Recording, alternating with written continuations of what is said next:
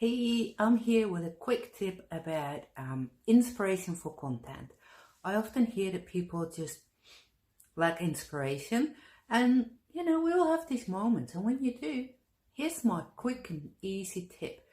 You go to your bookcase if you have one. If you don't have a bookcase, you hop onto Amazon and just find any old book that interests you. So once you've got a book, so in this case I've got The Power of Moments. Happens to be a book I really like, but it's not related to my work directly. But that doesn't matter. So you grab a book, either tangible in your hands or online at Amazon or whichever site you use to find books, and then you go and look for the table of contents. Now from here on you can go two ways. I like to just go through this table of contents and find something that will trigger my brain into a post. If you need a bit more inspiration, you can obviously look up that page and read a bit, but let's see in my case what this book gives me. Break the script, it says. And immediately I'm thinking about videos, how I do them totally unscripted, so I don't have time to procrastinate, action over perfection and all that kind of stuff.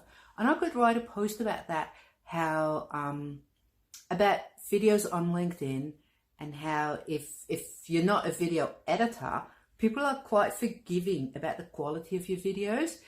And it's more about getting to know you, noticing the person, all that kind of stuff. Trip over the truth.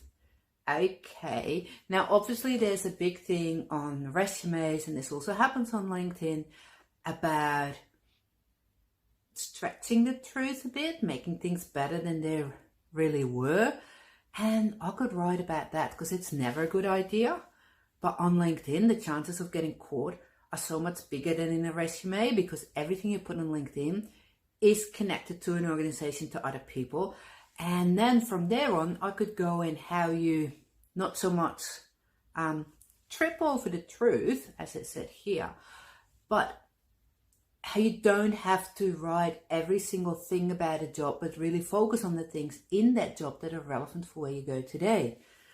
Recognize others. That is made for LinkedIn, isn't it? LinkedIn is a network. It's about building relationships. And one of the things you can do is publicly recognize others. LinkedIn even has a feature for this. It's called kudos.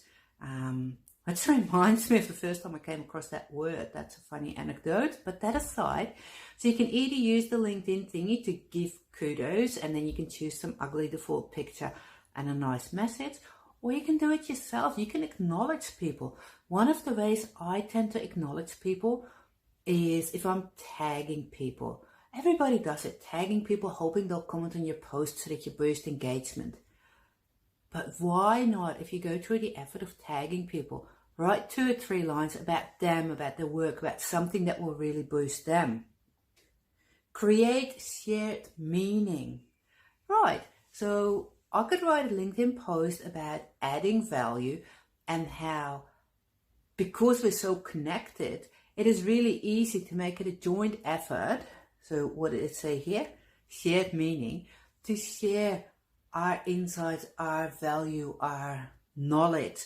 Because it's one thing to write an interesting post, but if you can get other people to engage with that post, to comment and to share their knowledge, so then all together you're building this had a tiny little table of contents, but already I had ideas for, what was it, 3 or 4 posts. So if you post once a week, that's a full month of content that I came up with less than 5 minutes. And it was actually quicker because I was rambling on a little bit. I hope you find this tip helpful, and yeah, let me know.